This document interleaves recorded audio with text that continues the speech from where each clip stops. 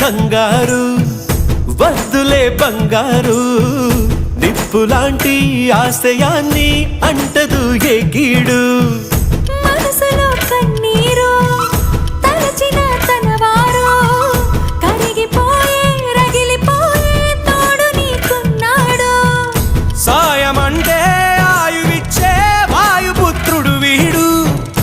ఉండే గుడిలో నిన్ను కాచే కండగల మునగాడు మాటిస్తే తప్పని వాడు నిన్ను మనవాడనుకున్నాడు నీ కల నెరవేర్చే కర్తవ్యంగా ముందడుగేశాడు